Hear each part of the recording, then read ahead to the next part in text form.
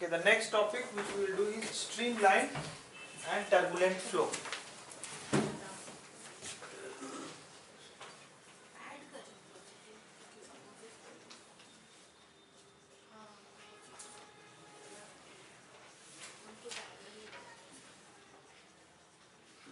Turbulent flow. Okay.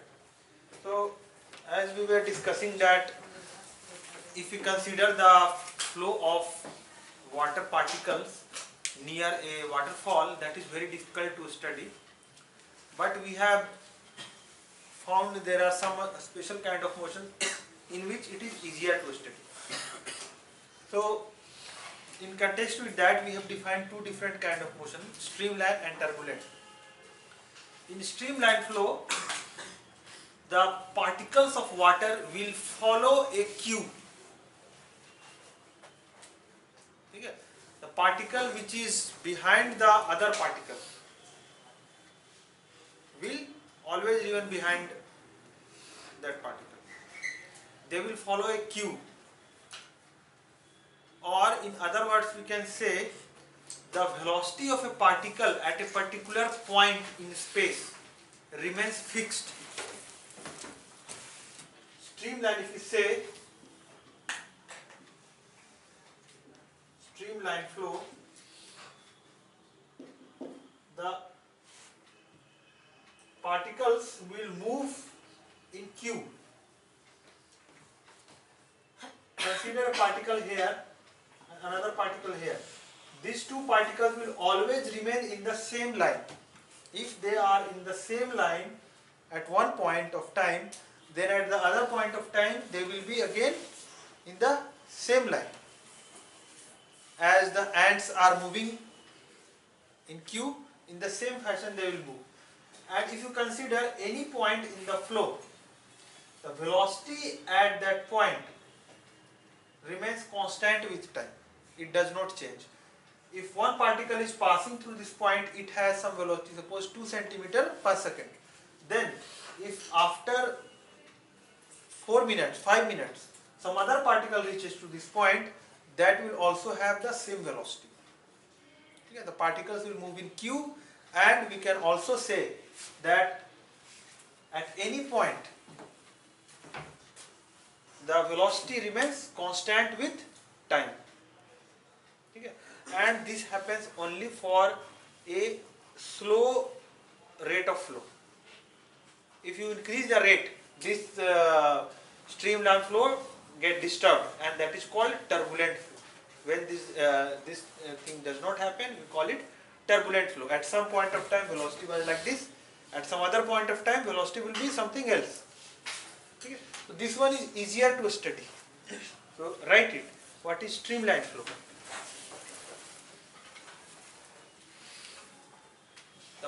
The water particles move in queue. The water particles move in queue.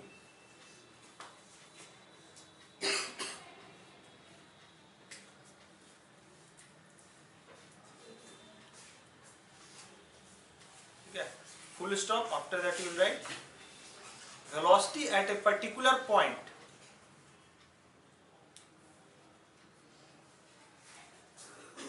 in space remains constant with time.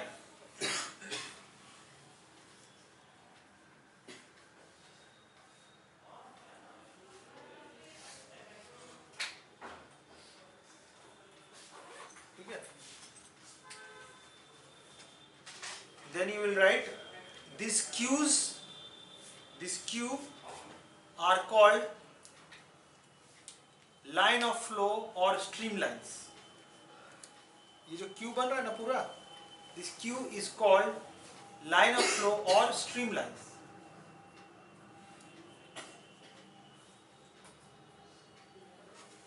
And the bundles of these streamlines are called tube of flow.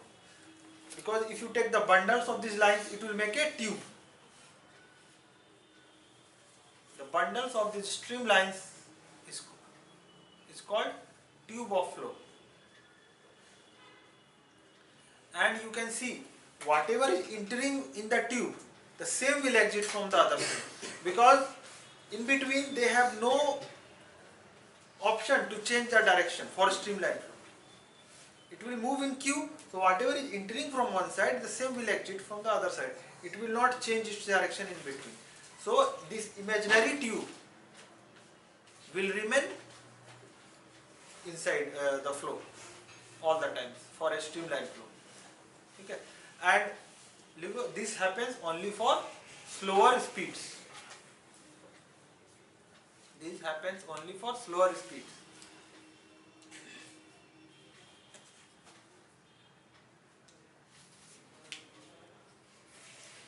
Then you will write, at higher speed, flow does not remain streamlined. At higher speed, flow does not remain streamlined.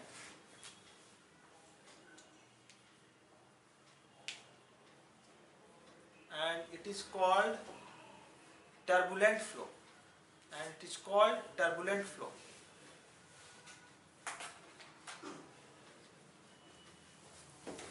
Okay. The next thing we will write is Reynolds number.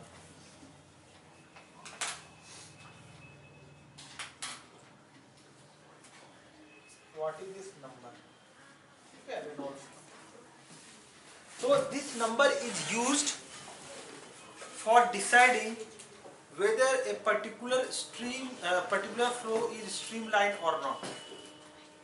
Okay? This number is a dimensionless number, and it is used for deciding whether a flow is streamlined or not. And not only that, only by deciding streamlined or not, that is not going to give anything. This number is very useful for doing the actual testing of the models of the ship.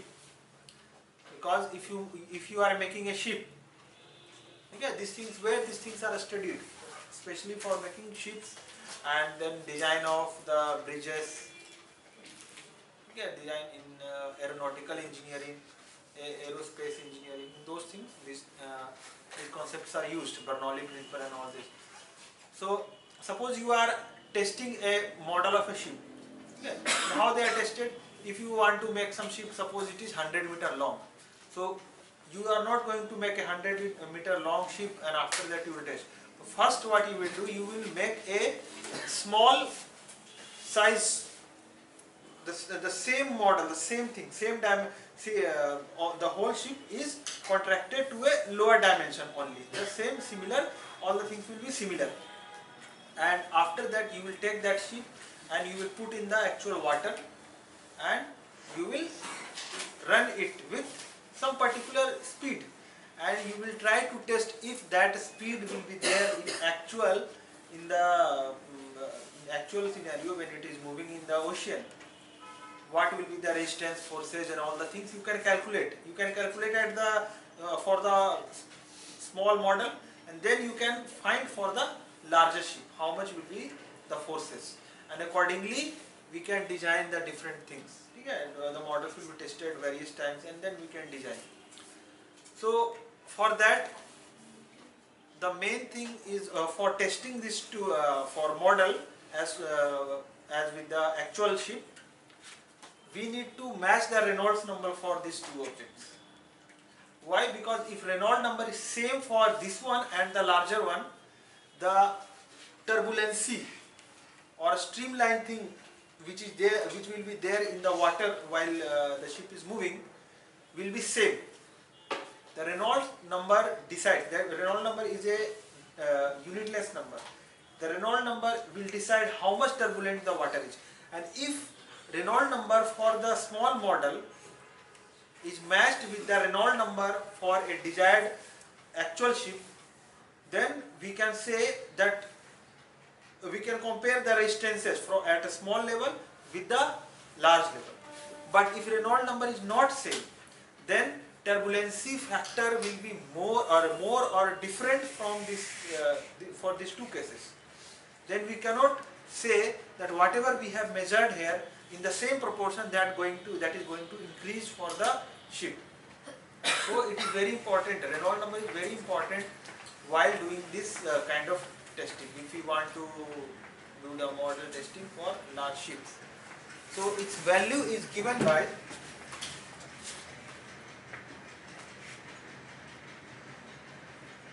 theta, where rho is density,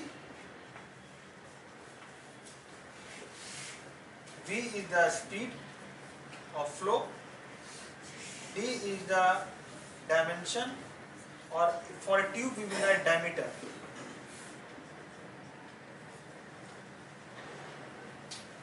and eta is the viscosity of liquid.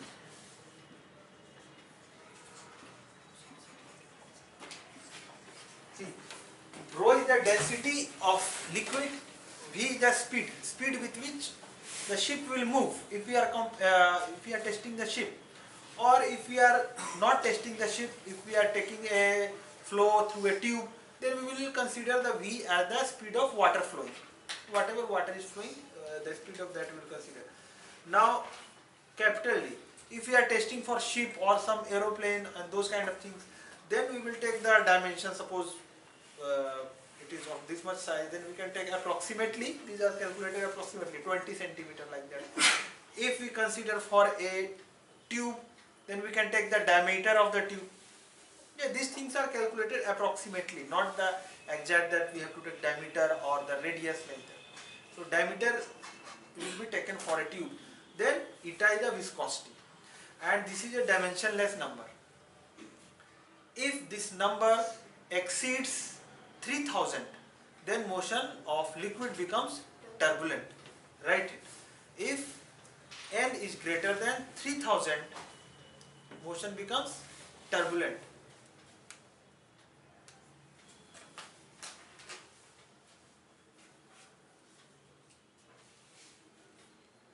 If n is less than 2000, then motion is streamline. First one is 3, yes. If it is more than 3000, the motion is turbulent. If it is less than 2000, it is streamline.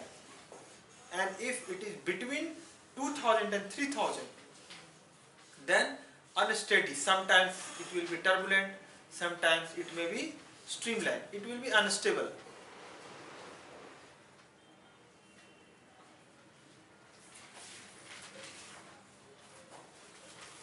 If n is between 2000 and 3000, it will be unstable. Okay, so these are the theoretical concepts, and now we will come to the most important or the main thing of this section, that is Bernoulli's principle.